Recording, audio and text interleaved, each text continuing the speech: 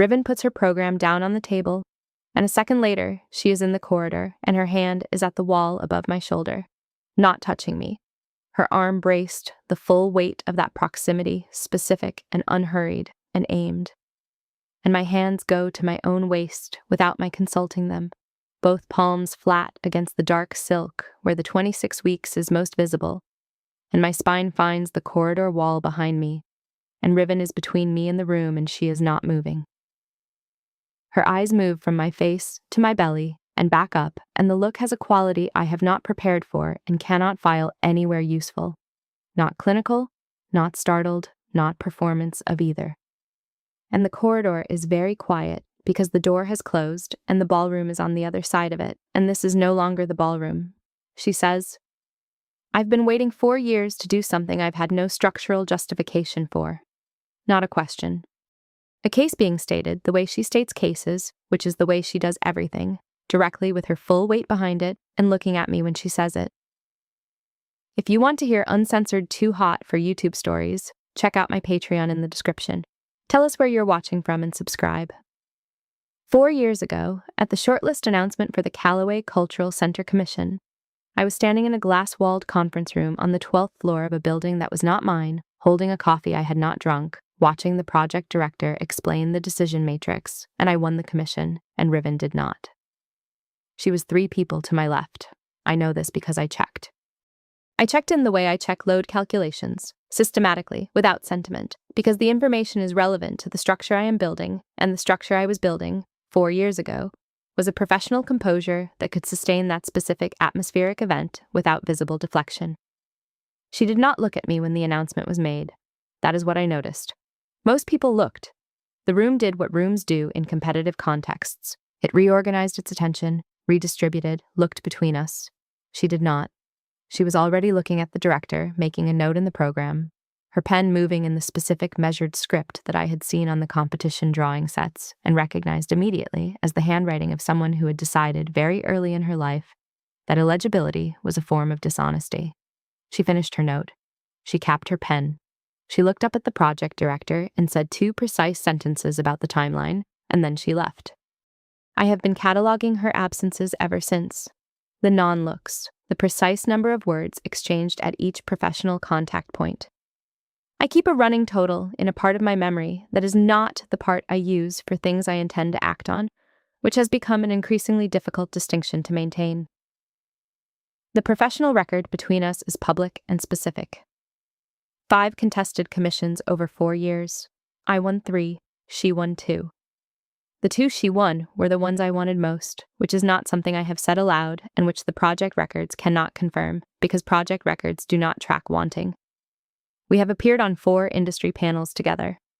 I have been the respondent to her work twice in formal academic contexts, once in print, once in a recorded lecture that 12,000 people have watched, which I know because I checked the view count in a moment of professional weakness that I am not proud of but am also not going to lie about.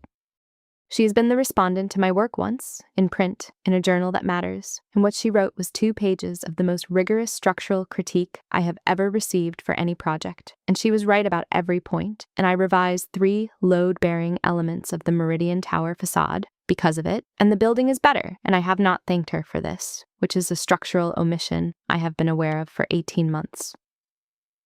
We exchange exactly the number of words required by the professional context at each point, and not one more.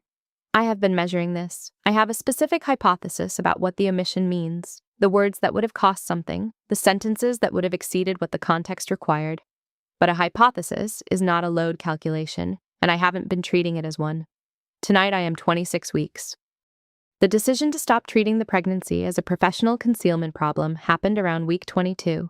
In my office on a Tuesday afternoon, when I was reviewing the Harlan Bridge competition drawings, and I noticed that I was hunching, physically, over the drafting table as though my body needed to make itself smaller, and I looked at what I was doing and I stopped. I sat up straight. I looked at the drawings. The drawings were good. My body was carrying a child I chose and planned and wanted, and I was hunching over a drafting table in my own office, in my own firm, and I made a decision. The dress I chose tonight is dark silk, charcoal with a slight sheen, cut and draped in the specific way of someone who has thought carefully about what unconcealment looks like when it is also beautiful. which I have thought about carefully because I am an architect and I think about what things look like by professional disposition. It drapes over the shape of me without apology and without theater.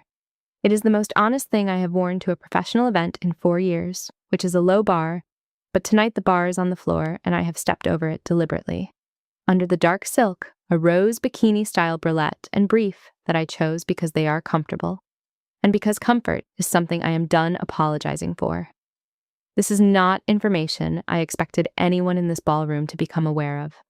I am revising that expectation as the evening develops. Riven arrived with her team at 7:48 p.m.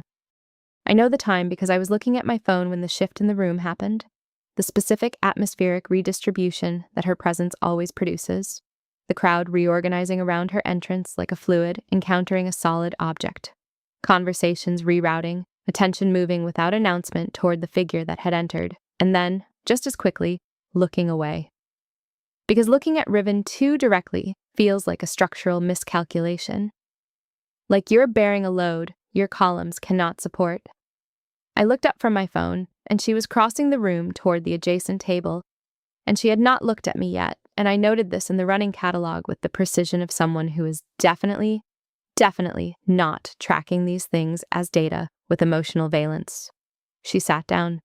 Her team distributed around her. She accepted water from the server, declined wine, opened the summit program to page 3. I know she opened it to page 3 because I was watching, and I know what page 3 contains because I opened my own program to page 3 approximately 4 minutes earlier, which is the page where our names appear in adjacent lines under the breakout session roster and which I had annotated in the margins with the specific density of someone who annotates things to have something to look at that isn't the thing they are actually looking at. She looked up from page 3. I was already looking at her. The program in her hands went still. Her pen was between 2 fingers of her right hand, not moving, just held, the cap on. She looked at me from the adjacent table across the specific distance of 6 feet and some inches. I have good spatial memory, it is an occupational requirement, and she did not recalibrate. Whatever the room was doing, she was not doing it. She was doing something else, which was looking at me with the full composed attention of someone who has decided that this specific evening requires a different kind of accounting. This is when the particular sequence started. The sparkling water has been in my hand for most of the evening. The server offered wine twice. I declined twice, which is a legible signal to anyone who's paying attention. And I am not naive about what Riven's attention looks like when it is paying attention. She has been watching me drink from the sparkling water with the quality of someone receiving a confirmation rather than an observation. Specific, careful, building into something she has not yet said. I know what she is building. I have a hypothesis. Around the table, the official program has moved into the after-dinner portion, and the room has loosened the way summit rooms loosen when the formal agenda is technically concluded, but no one wants to be the first to leave because leaving first is a structural concession. Conversations have broken open. My team members are talking to members of Riven's team in the easy way of people who compete at the institutional level but like each other personally, which is the correct way to handle that situation and which I have always encouraged. Riven's team member, the tall one, Pell, I know him from the Geneva summit 2 years ago, is showing someone on my team something on his phone and laughing, and the room has the specific late evening warmth of people who have been in formal posture for 6 hours and are grateful to stop. I am not entirely in the room. I am in the room with the specific fraction of my attention required to maintain professional social coherence, and the rest of my attention is on the adjacent table, which is a structural problem I have been managing for 4 years and am managing less efficiently tonight than I have ever managed it, which I attribute to the late hour and the sparkling water and the 26 weeks and the fact that Riven has been watching me since she sat down with the quality of someone who has finally decided to stop not doing something. I reach down for my bag to retrieve the Harlan Bridge competition brief. I need the submission reference number. The dinner conversation moved to the Harlan shortlist, and I have the reference in the folder. And I stand to get better reach into the bag, and the room does the thing that rooms do when a pregnant woman stands up, which is reorganize its peripheral attention, redistribute, recalibrate.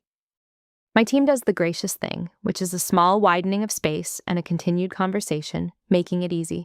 Riven's team does something similar. These are people who have professional composure. They have handled social recalibrations of greater complexity. Riven does not recalibrate. She sets her own glass down. I see this in my peripheral vision and register it without looking directly. With more care than the action requires, a deliberate placement, as though the glass needed to be somewhere specific and she needed her attention free. And she looks at me standing. The look has the quality I have been cataloging for 4 years, except that tonight it is not the usual catalog entry. It is something I have not had a prior entry for. Not the look of someone who is not surprised in performing it. The look of someone who is not surprised and is simply present with the fact of what is in front of her. Like a structural engineer looking at a load-bearing wall and understanding, without performing the understanding, that it has been holding more than the drawings indicated. I find the folder. I sit back down. I do not look at Riven. My neck is warm. This is the first lie I've told myself all evening, that I didn't notice him notice. I mean her. I mean Riven. My internal syntax is a reliable indicator of my composure level, and what just happened to my internal syntax is diagnostic. I look at the summit program on the table in front of me, my annotations on page 3, her name adjacent to mine in the breakout session roster. I have been careful with this information for 4 years, the adjacency, the contested commissions, the architectural debates, the way the field talks about us as a pair of something it can't quite name, but keeps returning to the way you return to a load-bearing element you're not sure is doing what the drawings say it should. I have been careful. I have maintained structural integrity. I have exchanged exactly the required number of words at each professional contact point, and not one more. I look up from the program. She is looking at me. She has not looked away since she set the glass down, and I have been pretending I didn't notice, and I have now run out of pretending. Her eyes are dark, not dramatically dark, not the literary dark of someone writing this scene from the outside. Just dark the way deep water is dark, not theatrical about it, simply the absence of light in that specific depth. She's holding the edge of the program with 2 fingers, lightly, and her expression has the quality of someone who has stopped performing. Not soft, not open, just present. The composure is still there, the full architecture of it, and inside the composure something has shifted. The way a building shifts in high wind, almost invisibly, almost nothing. The tolerance is calculated to allow exactly this much movement and no more, which means exactly this much movement is the maximum the structure was built to sustain. I hold the look for 3 seconds. I pick up my sparkling water. I drink from it and set it down, and my hand is steady, which is the most dishonest thing I have done all evening. The conversation at the adjacent table has moved to the Callaway Cultural Center, which is an irony I note with the specific pleasure of someone who has learned to find the structural humor in professional situations that would otherwise just be tension. Callaway, the first commission, the room where she made her pen note and did not look at me when I won. 3 years of construction, and the building is good. I know it is good because she wrote 1,200 words about it in the architectural review that were the most rigorous appreciation I have received in print and the most rigorous critique simultaneously, and I read it 4 times, not consecutively, spread across 2 weeks, each time in a different room of my apartment, as though the change of location would change what I was getting from the words. It did not. The words were the same. They were good. She is very good. Pell from her team is saying something about the structural system of the Callaway building, the cantilevered north facade, the way I solved the load transfer problem with the diagonal bracing, and I catch fragments across the 6-foot distance between tables, and I hear Riven say, "The diagonal bracing was a deliberate misread of the competition brief." Her voice is level, not cruel. Precise in the way of someone who has thought about this and arrived at a specific conclusion about what precision requires. I set my sparkling water down. The competition brief asked for a northern facade that engaged the street, I say. The diagonal bracing engages the street. The engagement is structural rather than ornamental. I read the brief correctly. The table quiets. Not the whole table. My team and hers are still talking, the noise continues. But in the immediate vicinity of our 2 chairs, there is a specific reduction in ambient sound. The way a room gets quieter in the radius around 2 people who are using a register, the rest of the room recognizes. Riven looks at me. The brief specified visual permeability, she says. The brief specified engagement, I say. I can pull the exact language if you have 5 minutes and a phone signal. Something moves at the corner of her mouth. Not a smile. The structural predecessor of a smile, the load-bearing element that a smile sits on, which she's not allowing to become the actual thing. I know the language, she says. I quoted it in the review. You quoted the permeability clause, I say. The engagement clause is the operative sentence, page 4, third paragraph, the sentence that begins, the facade treatment shall. She looks at me for a moment that lasts approximately twice as long as a professional look should last at a dinner table in a room full of people who know both of us. You memorized the brief, she says. I memorized the sentence I needed, I say. There's a difference. She picks up her program. She looks at it. She looks back at me. There is, she says, and there is something in the way she says it that is outside the argument, a register below the argument. And I feel it at the back of my neck and at the inside of my left wrist, and I pick up my sparkling water and drink from it because it is there, and it gives me something to do with my hands. My team is watching us with the specific attention of people who have watched this dynamic from the inside for 4 years and have developed opinions about it that they are professionally obligated not to share. I am aware of their watching. I am more aware of Riven's program on her table, the annotations in the margins, the precise handwriting, and of the specific distance between her program and mine, 6 feet and some inches, the same distance it has been all evening, the same distance it has been across every contested shortlist and panel discussion and written exchange for 4 years, which is not a distance I have ever decided to reduce. I reach for the Harlan Bridge folder and find the reference number and provide it to the person who needed it, and the table conversation moves forward, and I am back in the professional geometry of the evening, which is where I have been for 4 years, and where I know the load tolerances precisely, and where I have never once exceeded them. My neck is still warm, my left wrist where I felt her voice. I am not going to describe that more specifically than I just have. The after-dinner program moves through the award presentations, the formal acknowledgments, the section where the summit chair thanks the sponsors, whose names I have memorized from the program, because I memorize things, and because it is better to look at sponsor names than at the adjacent table. Riven accepts a brief congratulation from the summit chair for the Whitmore Pavilion, the commission she won 2 years ago, the one I wanted most, the one whose competition drawings I have studied with the specific density of someone who is learning from them rather than resenting them, which is what I am doing, which is the correct thing to do. And she accepts it with the economy of someone who finds public acknowledgement structurally awkward. A brief nod, a precise thank you. Her hands at the table, not moving. I watch this and file it in the correct location of my memory, which is not the professional competence catalog and is not the architectural admiration catalog, and is the third catalog, the one I have been trying to close for 4 years, and which appears to be, this evening, structurally compromised. Someone on my team says something to me. I respond. The response is appropriate to the context. I know this because I have been doing this for 20 years, maintaining the professional surface while the interior is engaged in a completely different set of structural calculations. The calculations I am running tonight concern 6 feet and some inches, and a glass set down with more care than the action required, and a look that did not look away when it should have.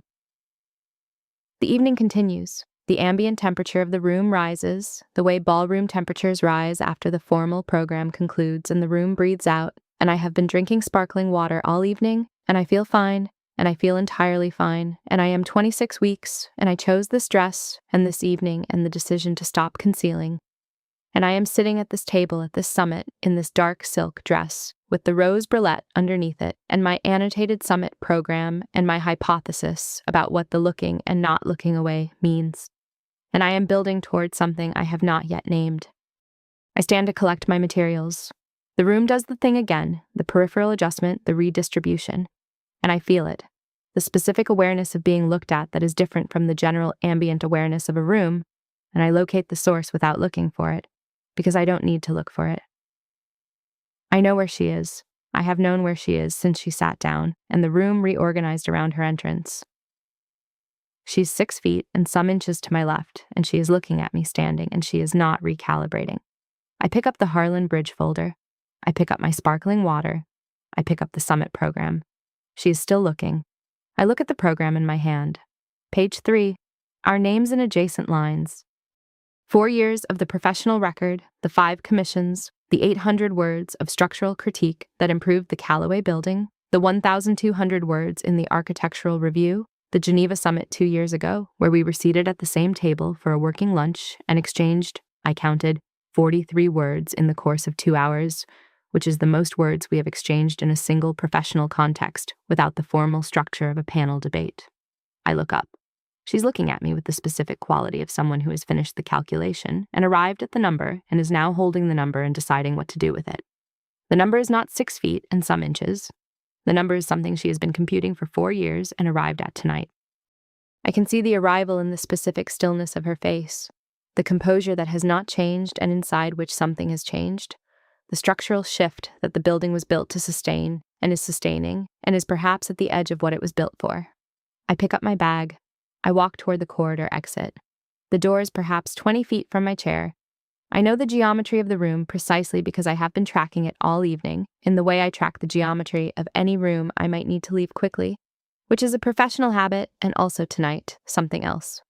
I reach the door and push it open, and the corridor is cooler than the ballroom, white lit instead of amber, and the difference lands on my skin with the specific quality of a reset, the temperature dropping a few degrees, the light changing quality, the sound of the ballroom shifting behind me as the door opens, and then the door doesn't close behind me.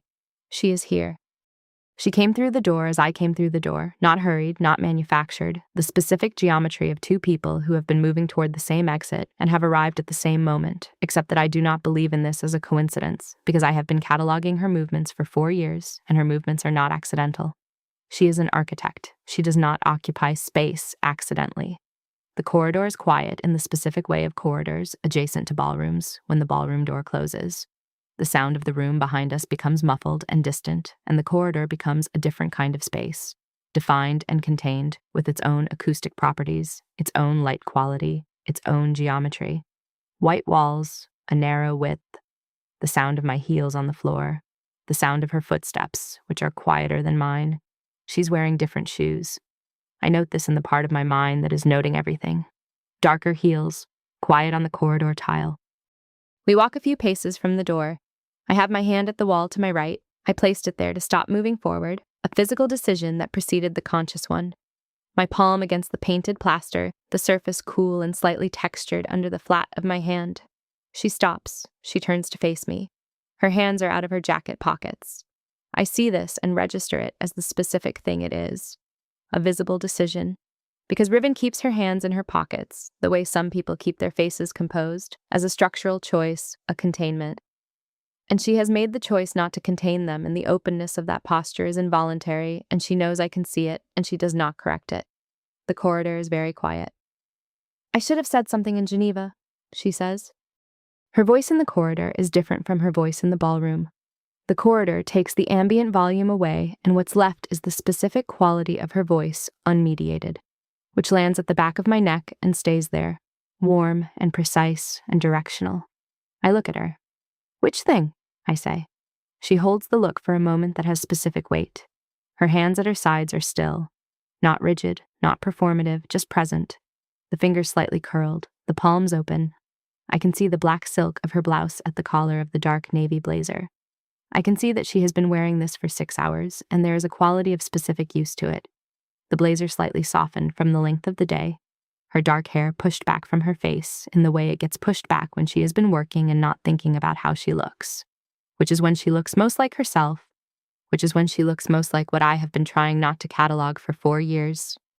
All of them, she says. The words land in the corridor, the way a load calculation lands when the numbers confirm what you already knew. Not surprising, specific, irrefutable. I look at her for a moment, and I think about the 43 words in Geneva, the working lunch, the 2 hours at the same table. I think about the words that were not in the 43, the sentences that would have exceeded what the context required, the things she could have said about the Callaway building that she instead wrote in print 12 months later with the specific precision of someone who needed time and distance and a formal structure to say them. I think about the seat she took at that table, the way she chose it, the specific geometry of the placing. She sat at the corner, not across from me, not beside me, at the angle that was adjacent without being direct. Which is not how Riven typically sits at tables. She typically sits at the direct position, the head of the table, or directly across. She takes the load-bearing seat, and in Geneva she took the corner and I noticed. I've been thinking, I say, and then I stop, because the sentence I was going to say is one I composed and discarded after every contested shortlist result for 4 years. And it turns out that composing something does not mean you can say it in a corridor at 9:15 p.m., with the ballroom door behind you and the corridor wall under your palm. She waits. She is very still. Her breathing is even, or she is holding it even, and I can see the quality of the effort in the set of her shoulders, the slight elevation that means she is carrying something she is not putting down. I look at the summit program in my hand, page 3, adjacent lines. Then I look at her. I've been thinking that the rivalry has been the most productive relationship I have in this field, I say. The Callaway facade, the Meridian revision, the load transfer solution I changed after your review. I changed it because you were right, and I knew you were right before you published it. I just needed someone to say it in print where I couldn't argue with the format. I pause. I look at the program. I look back at her. And I've been thinking that I do not know what I would do with you if we were not rivals. I have no structural model for that. The corridor is quiet. She looks at me for a long time.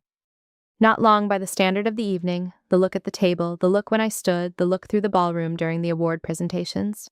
But long by the standard of a conversation, the duration in which a person looks at another person, without moving and without speaking and without performing the looking. That's 3 sentences, she says, of which I've said the equivalent in my office, 14 times, to no one. Something moves through my chest at that. Not through the chest I perform, the composed professional chest, but through the other one, the one that has been 26 weeks, full of something I chose and planned and wanted and have been carrying without another person to carry it with. Which I decided was the right structure and which I have not revisited, and which, standing in this corridor at 9:15 p.m., with Riven 4 feet from me and her hands out of her pockets, I am not entirely sure I need to revisit so much as I need to hold still and let the load redistribute. 14 times, I say. 14, she says. She lifts her right hand. My body registers this before my mind does. A specific alertness at the left side of my neck, at the inside of my left wrist, at the center of my sternum, all simultaneously, and then she places her hand flat against the corridor wall. Not on me. On the wall beside my head, arm extended, the oldest and most specific geometry of intent, palm against the painted plaster, her arm making a line from her shoulder to the wall, and the line passes close enough to my head that I can feel the warmth of it, and I can smell her, cedar and cold linen, the faint warm note of a long day, the specific close-range quality of someone who has been occupying a room for 6 hours and is now in a corridor 2 feet from me. And I look at her arm, and then I look at her face. Her face is close. Not close in the way it has been at panel discussions, across the width of a table, across the professional distance that has been my structural baseline for 4 years. Close in the way of a corridor with a wall behind me and her arm at the wall and the specific narrowing of the available geometry.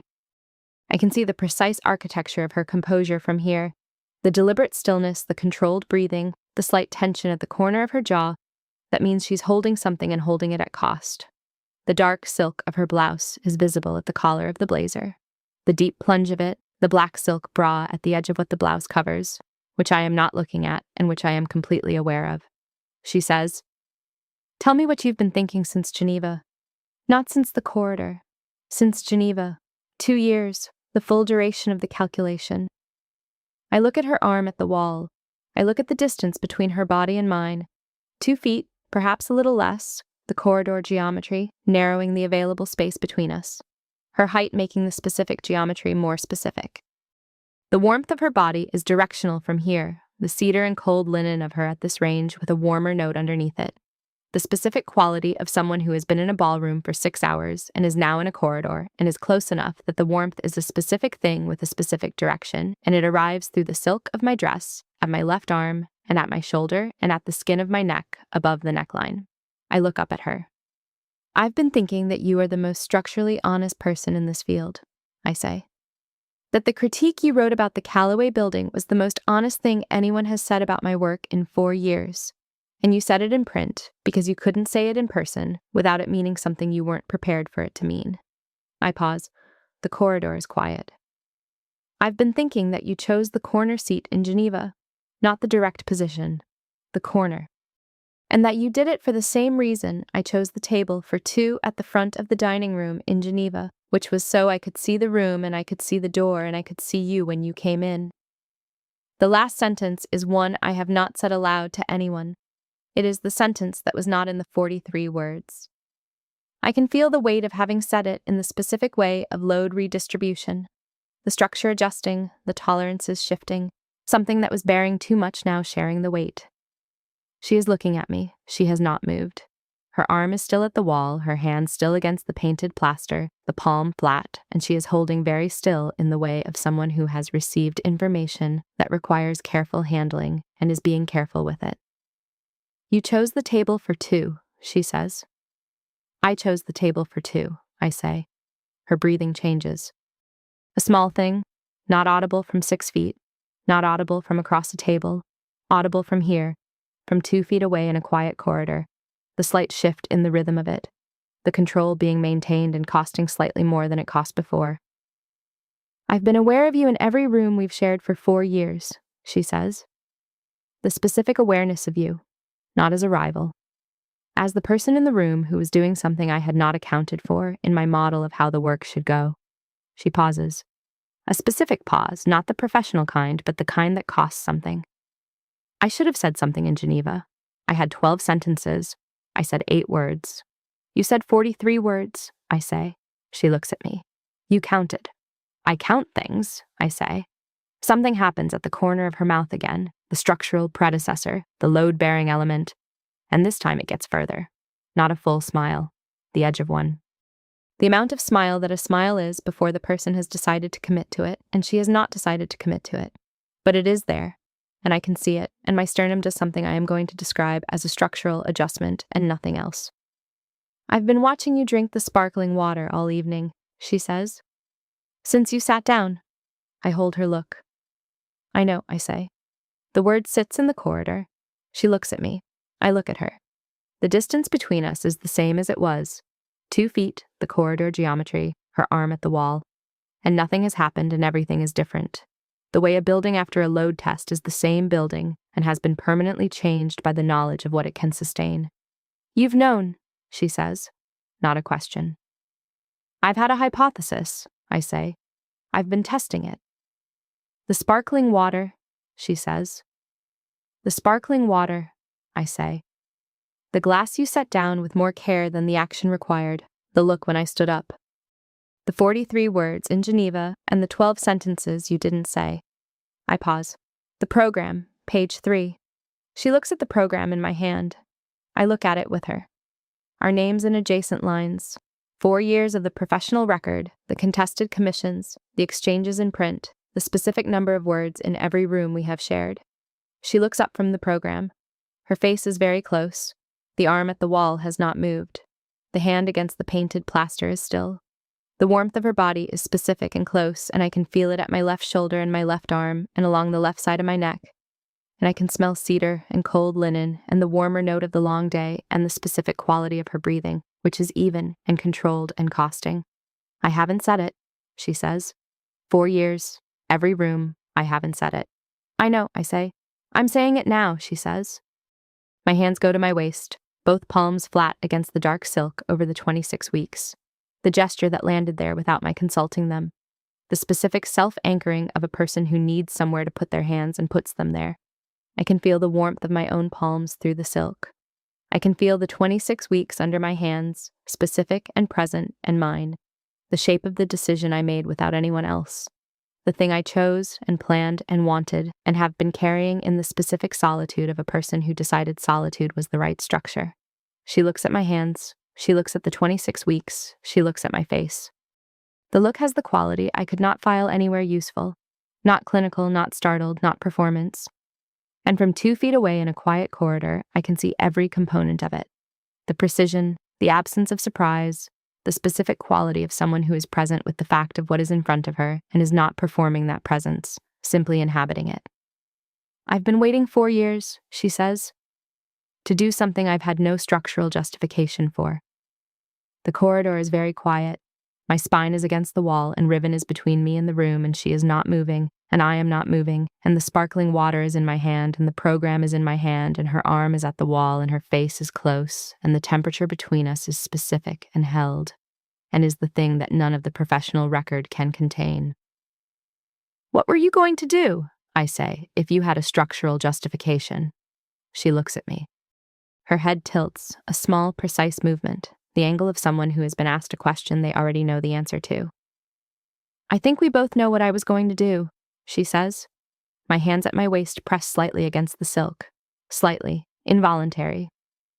I need to hear you say it, I say. She is very still. The arm at the wall, the hand at the plaster. The dark navy blazer and the black silk of her blouse and her dark hair pushed back and her face close in the corridor light, which is white and specific, and does not do the flattering work the ballroom amber was doing, and she is fully visible in it, and she is looking at me with the full, composed weight of what she has been not saying for 4 years. I want to stay in the same room with you, she says. Not for the professional record, not for the commissions or the panels or the adjacent lines on page 3. She pauses. The pause has weight. I want to stay in the same room with you because the specific quality of your attention to structure is the most compelling architectural argument I have encountered in 4 years, and I have been aware of this as a structural problem for the entire duration, and I have not found a load path that resolves it. I look at her. That's not what I asked you to say, I say. No, she says. It isn't. Another pause, and the pause is different, something in it releasing, the tolerance shifting. I want to be close to you. I have wanted to be close to you for 4 years, and I have had no structural justification, and tonight you stood up, and the room adjusted, and you did not adjust, and you looked at me across 6 feet of ballroom, and I looked back, and I am in this corridor because I made a decision. My sternum does the thing again. You made a decision, I say. I made a decision, she says. The distance between us is less than 2 feet. I am not sure when it became less than 2 feet. The corridor geometry, the wall behind me, her arm at the wall above my shoulder, the geometry has been narrowing in the specific way of geometries that have a direction, and the direction is this. Her other hand comes to my waist, flat-palmed, through the silk, over the full 26 weeks. The warmth of it lands with the specific quality of something that has been absent for a long time, and whose absence I have not been naming as an absence, because naming it would have required me to admit that I was waiting for it, which I was not doing, which is the most structural lie I have been telling myself for 4 years. Her palm is warm, warmer than the corridor air, warmer than the silk, the specific warmth of a hand that has been in a pocket all evening and has now come out and placed itself here, flat and still and present, and her fingers do not move. She is simply holding the shape of what is under her palm, which is the 26 weeks and the dark silk and the rose bralette underneath it, and the specific geometry of a decision I made on a Tuesday afternoon in my own office. I exhale. It is a small sound, quiet enough that it would not be audible from 6 feet. From 2 feet, from the distance of her hand at my waist, it is audible, and I feel her hear it in the slight change of pressure from her palm. Not more pressure, not less, just the specific quality of attention, shifting and landing and holding. Noor, she says, my name in her voice in the corridor. 2 syllables, flat-palmed against my waist. The cedar and cold linen and the warm note under it and her breath at the close distance reaching my face with the specific quality of something that is warmer than the corridor air and more directed. I'm here, I say, which is not what I meant to say, which is the most honest thing I have said all evening. She looks at me. Her hand at my waist does not move. Her arm is still at the wall above my shoulder. Her face is close enough that I can see the precise architecture of what the composure is doing now. Holding, but changed, the structure adjusting to a new load, the tolerances being recalculated in real time, the corner of her jaw, the specific quality of her breathing, the weight she is holding and the weight she has just transferred and the balance shifting between them. 26 weeks, she says. It is not a question and not a comment. It is a statement, the same kind of statement as the case she just made, direct and without softening, the kind of statement that contains the full acknowledgement of what is being stated without performing the acknowledgement. Deliberate, I say.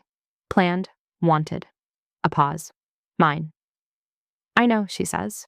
And I believe her, which is the structural event of the evening, because I have been believing very little for 4 years, and this I believe immediately and without reservation, and the specific quality of that belief is different from the sparkling water and the summit program and the 43 words and the hypotheses. It is simply true. It lands in the corridor and stays there. I'm 26 weeks pregnant, I say. I'm at a summit dinner at 9:15 p.m. in a dress I chose because I was done concealing things.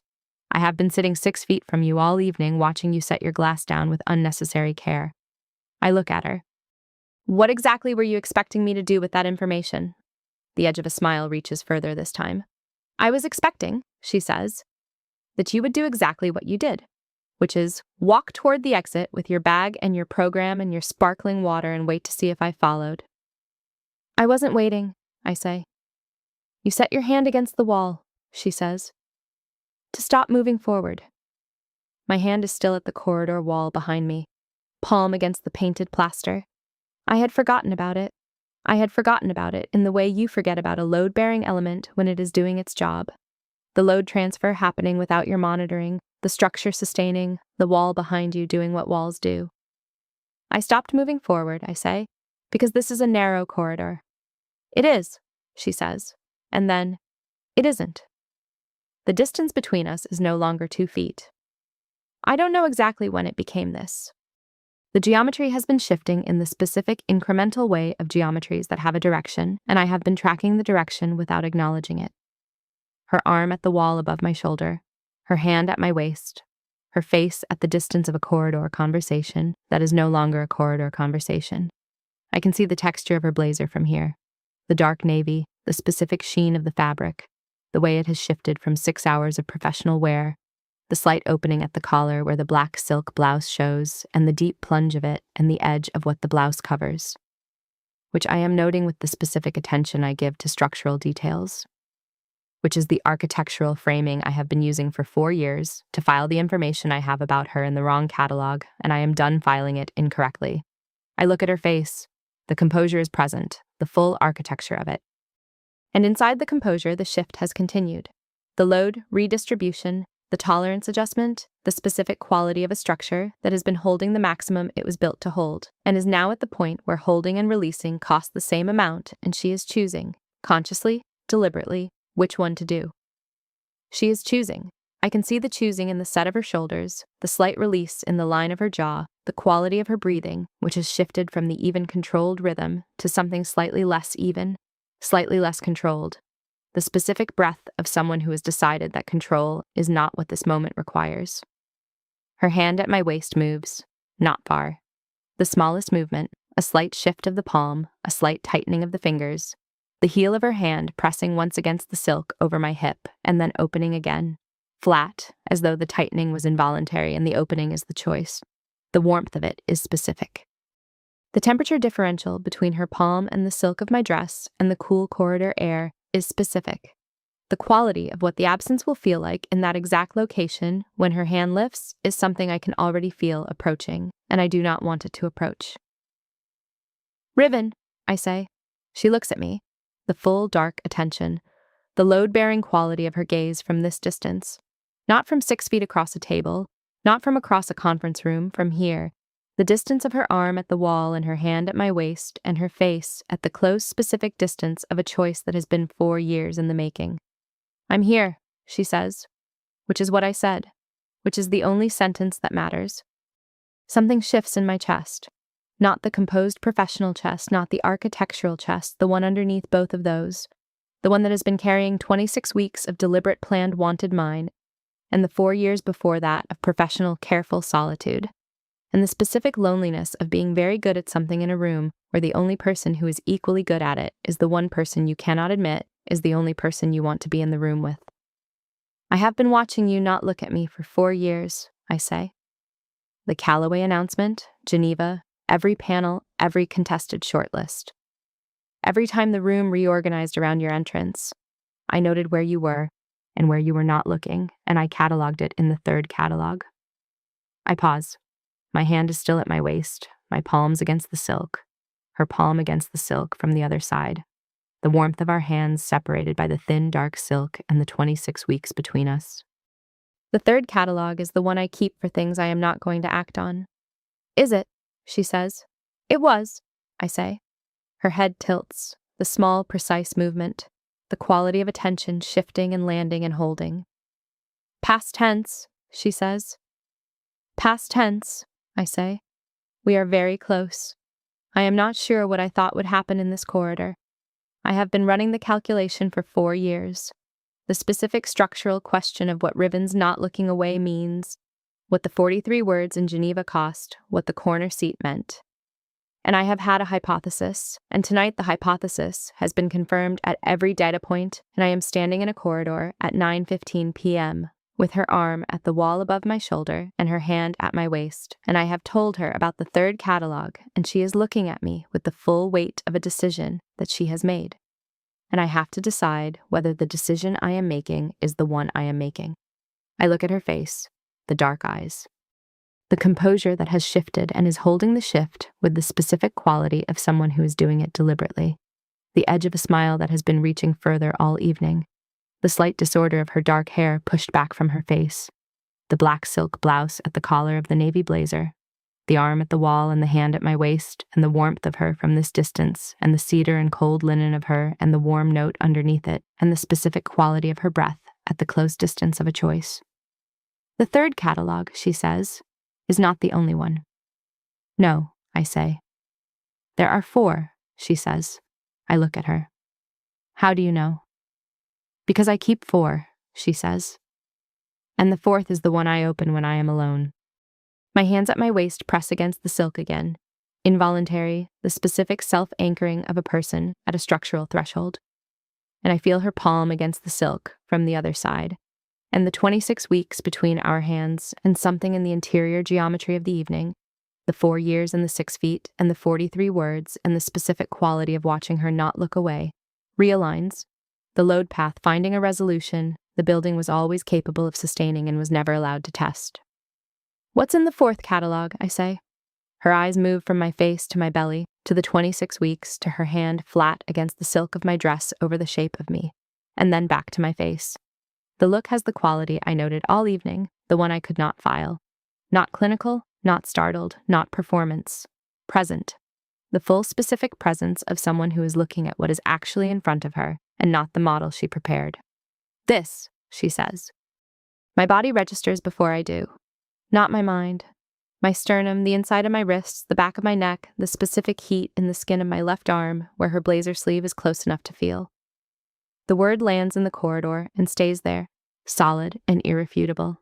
And I look at her, and her hand at my waist is still, and her arm is still at the wall, and she is looking at me with the open-faced composure of someone who has said the thing they have been not saying for 4 years and is holding very still to see what happens after. I move my right hand from my waist.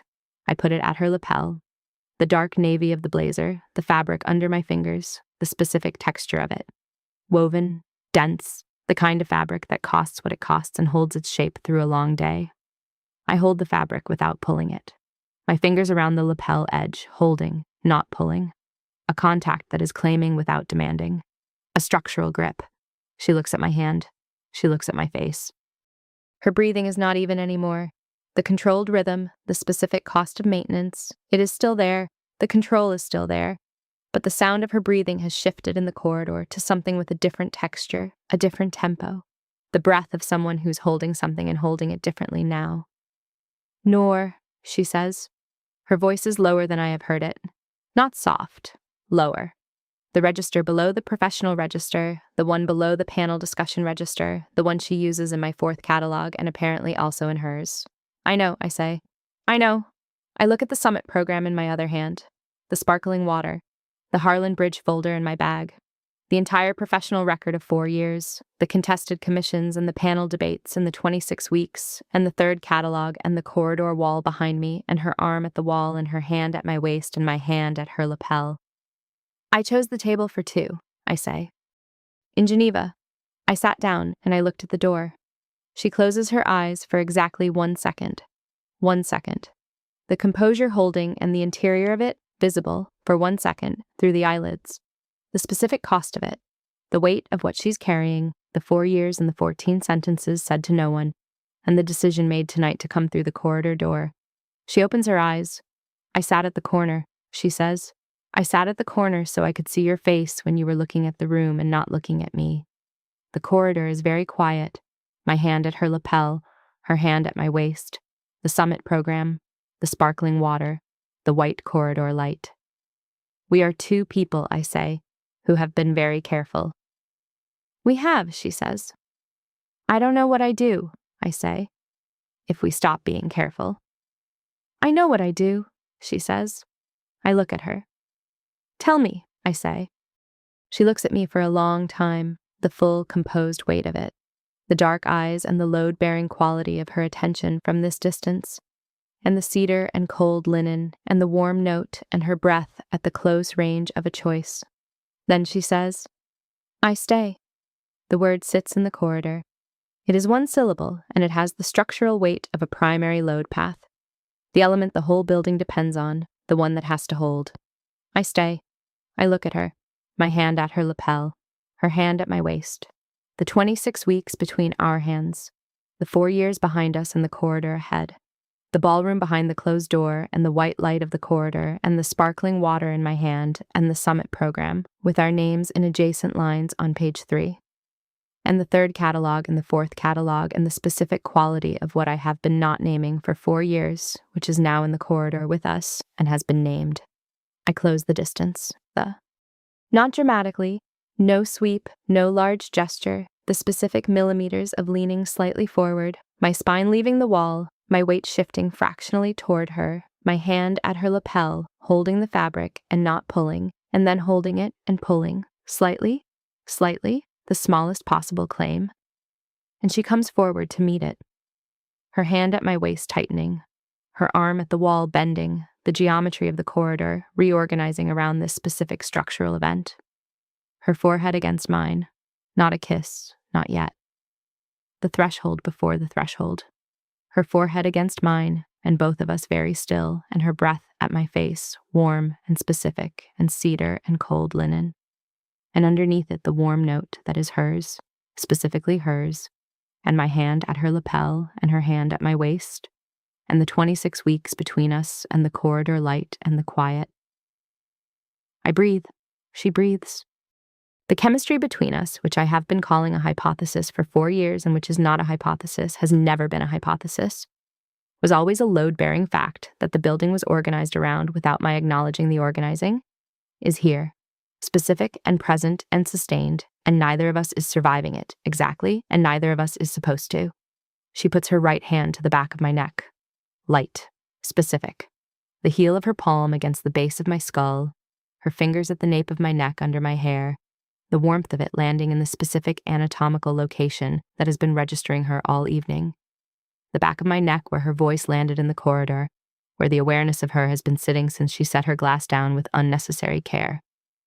Her hand at the back of my neck is warm, warmer than the corridor air, warmer than the silk, the specific warmth of a hand that has decided where it is going and arrived there. I don't move. I don't breathe. She doesn't move. This is the moment, the specific held moment of the almost, the threshold that the structure has been building toward, the tolerance at its maximum. Everything the 4 years have been accumulating, arriving in this exact, held still. Her forehead against mine, her hand at the back of my neck, her hand at my waist, the 26 weeks between us, the cedar and cold linen and the warm note, the corridor quiet, my hand at her lapel, the sparkling water I am somehow still holding, the summit program with our names in adjacent lines. Her fingers move at the back of my neck. One small movement, a slight pressure, a slight curl, the fingertips pressing once against the nape and then holding, not pulling me forward, holding me here in this threshold, in this specific moment before the moment, in the held still of a choice that is being made. I close my eyes. Ribbon, I say. I know, she says. The lower register, the voice from the fourth catalog. I know. She kisses me. Not a collision, a decision, the specific sequence of it. Her hand at the back of my neck applying a slight pressure, her forehead lifting from mine, a fraction of a second of her breath warm at my mouth before her lips arrive. And when they arrive, it is with the full, composed deliberateness of someone who has thought about this for 4 years and is doing it with all of that weight behind it. Which means that the doing of it is the most structurally precise thing she has done all evening, and the most devastating. And I feel it at the back of my neck where her hand is, and in my sternum, and at the specific location of her hand at my waist, and throughout the specific interior geography of someone whose composure has just made a decision. I lean into it, not performed, not theatrical. The simple structural fact of leaning into a load path that is holding. my hand at her lapel, holding, her hand at the back of my neck, holding. The 26 weeks between our bodies, present, specific, mine, and her hand at my waist, flat and warm and aware of exactly what it is holding, which is everything. We stand in the corridor, and the ballroom is behind the closed door, and the white light is above us, and the sparkling water is in my free hand, and I will think about this later, the absurdity of the sparkling water. But right now, it is simply the thing in my hand, and the thing in my other hand is her lapel, and the thing at the back of my neck is her palm, and I am 26 weeks, and 26 weeks, and in a corridor in a dark silk dress that I wore because I was done concealing things.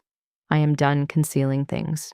She pulls back, not far, the forehead returning to mine, the breath at my face, her hand at my neck not lifting, her hand at my waist not lifting. Okay, she says, which is not what I expected her to say, which is the most human sentence she has said all evening, which I am not going to file in any catalog because it doesn't need filing. It just needs to be here, in the corridor, in the quiet between us.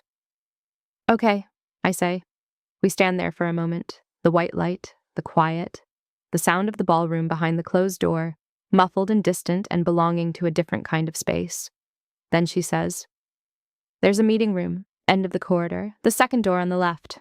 I look at her. "How do you know?" "I looked at the floor plan," she says. "When I arrived, I look at the summit program in my hand." "Of course you did." The edge of a smile. Not the predecessor this time. The actual one, reaching fully. And it is specific and unexpected, and I feel it in my sternum and in my left wrist and in the back of my neck where her hand still is. "The meeting room," I say. "The meeting room," she says. She lifts her hand from the back of my neck. The absence of it is immediate and specific. The warmth lifting, the nape of my neck going alert in the particular way of a location that has been held and is now unheld. The cool corridor air arriving in the space where her palm was. The skin staying warm for a moment longer than the contact lasted. She does not lift her hand from my waist. We walk to the end of the corridor. The second door on the left is unlocked, which I note with the specific appreciation of someone who has been making structural observations all evening and can recognize when the geometry is working in her favor. Inside, dark, small, a meeting table with 4 chairs, a window with the hallway light coming under the door and the city light coming through the curtains. The ambient glow of a hotel room at night in a city that does not go dark. The smell of the room, slightly cool, slightly stale, the neutral smell of an unoccupied space, and underneath it, cedar and cold linen and the warm note of her, which is already in the room because she is in the room. She closes the door behind us. The city light through the curtains is enough to see by. Not much. Enough. She sits down. Not in a chair, against the wall, her back to it, the specific architecture of someone choosing a load-bearing position, the wall behind her, and the city light in front of her, and the room's narrow length between the door and the window. She sits, and she holds out her hand. I look at her hand. I look at her face, the specific visibility of her in the city light, the dark hair pushed back, the navy blazer slightly open, the black silk of her blouse, the composed face with the shift in it that has been building all evening, the smile that reached fully in the corridor and is still there, resident, the specific warmth of it. I sit down beside her. Her arm around my shoulders, her other hand at my belly, flat, not moving, present. She holds this position with the specific quality of someone who's not going anywhere. Not the professional stillness, not the controlled composure, the other kind. The kind that costs nothing because it is simply what she wants to do. Her arm around my shoulders is warm and the weight of it is specific. And the hand at my belly is warm and still, and the city light comes through the curtains. And the ballroom is somewhere behind us, and the summit program is in my bag. And page 3 has our names in adjacent lines. And none of that is what this room contains. I lean into her. She tightens her arm around my shoulders, slightly, the specific tightening of someone making a claim they are not announcing. "I want to be here for this," she says. "The whole version of this." The words land in the dark room. Not a proposal, not a declaration. A statement of structural intent. The way she states everything, directly, with her full weight behind it, looking at you when she says it. "I know," I say. "I haven't defined what I mean by this," she says. "I know," I say. I'm not going to define it tonight, she says. I know, I say. Neither am I. She's quiet for a moment. The city light through the curtains, her arm around my shoulders, her hand at my belly. Then she puts her cheek against the silk of my dress, just above her hand. She bends her head and rests it there, the warm weight of her face against the dark silk over the 26 weeks, and I feel the warmth of it through the silk, specific and held, and her eyes close. I can see them close from here in the city light. She closes her eyes and rests her cheek against me and her hands at my hips. Both hands now, the arm from around my shoulders having moved, and I feel the shift. Tighten once, a single specific tightening, and then open. Flat-palmed, both hands at my hips, holding the shape of what is here without gripping it. The warmth of her face against the silk at my belly. I don't say anything. I put my hand on the back of her head, the dark hair under my palm, the specific texture of it, the warmth of her skull through the hair, the weight of her head resting against me, and I hold her there, gently, my palm at the back of her head, and her face at my belly, and her hands at my hips, and I look at the city light through the curtains, and I say nothing for a very long time. The sound I make is not public. I know what it is. I know what it is when something you thought was protected becomes visible. Not pain, not relief, not separate from either. The specific sound of a load path finding its resolution, the structure realizing it can hold this too, the building adjusting. She feels it. Her hands at my hips tighten once and open again, the same sequence, the specific language of that gesture. Claiming, releasing, present, not gripping. I hold her head against me. The city is outside. The ballroom is somewhere behind a closed door. My sparkling water is on the corridor floor where I set it down, which I will retrieve later, which is the kind of practical thought that lives in the professional part of my mind that is still operational even now, even here, even in the dark meeting room with the city light and her cheek against my belly and my hand on the back of her head. I am 26 weeks. I am in a dark silk dress I chose because I was done concealing things. I am in a hotel meeting room at some time past 9:15 p.m. with an architect who has been not looking away for 4 years and who looked at the floor plan when she arrived and who kept 14 sentences in a room alone and who put her cheek against the silk of my dress and closed her eyes. I look at the ceiling. Structural integrity, I think. You build it to sustain what it needs to sustain. You test the tolerances. You make the revisions that the structure requires, and then you let it hold. We stay there for longer than is strictly reasonable. She said that. I want to stay in the same room with you. And she meant it with the specific weight of someone who has been not staying for 4 years and has now decided in a corridor at a summit dinner at 9:15 p.m. on a Thursday that the decision is different now. She stays. The arm around my shoulders returns at some point, and her cheek lifts from my belly, and she sits up straight against the wall with me against her side, and her arm around my shoulders and her other hand back at my belly, and the city light through the curtains, and nothing said, and everything held. I don't know what this is. I know what this is. I am not going to name it tonight. She is not going to name it tonight. We have been precise with language for 4 years, the exact number of words required, the professional record, the adjacent lines on page 3. And we will be precise with this too, in time. And tonight is not the time, and the meeting room is not the place. And I am not in the business of naming things before their structure is load tested. We are in the business, both of us, of structural honesty. The room is quiet, the city light, her arm, the warmth of her hand. I am, for the first time in a very long time, in the right room. At some point, she says, the Harlan Bridge shortlist. Just that. The professional record arriving in the dark room through the door. We didn't close on it. I know, I say. The announcement is in 3 weeks. I want to win, she says. I know, I say. So do I. She's quiet for a moment.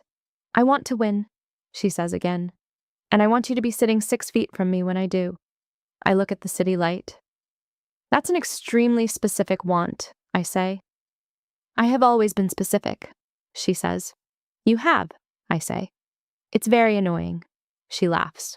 It is not the professional sound, not the contained acknowledgement of something appropriate at a panel discussion, not the precise response to a well-made structural argument. It is the other sound, the one from below the professional register, short and genuine and specific, and it lands in the darkroom and in my chest in the specific location of her voice all evening. The Geneva 43 words, she says. I've been counting them for 2 years. 43, I say. 43, she says, and the 12 I didn't. I lean against her, the warmth of her arm around my shoulders, the city light. How many are we at now, I say. She's quiet for a moment, a genuine pause. She's counting. I know she's counting because I have been counting, and we are both the kind of people who count. Considerably more than 43, she says. Considerably, I say. Her hand at my belly, present. I think about tomorrow, the morning session, the breakout rooms, the program with our names in adjacent lines on page 3, the professional architecture of the summit reconvening, the specific way we will navigate it, which I cannot yet calculate, which I am not going to try to calculate tonight in a dark meeting room with the city light through the curtains and her arm around my shoulders. I will calculate it tomorrow. Tonight I am in the right room. In the morning, at 6:47 a.m., I am in my hotel room getting dressed for the morning session when my phone lights up on the nightstand.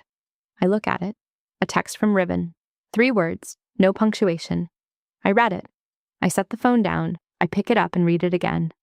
I stand at the window of the hotel room with the morning city light coming in, which is a different quality from the corridor light, and different from the meeting room city light, and different from the ballroom amber, and is simply the specific white-gray of a Thursday becoming a Friday.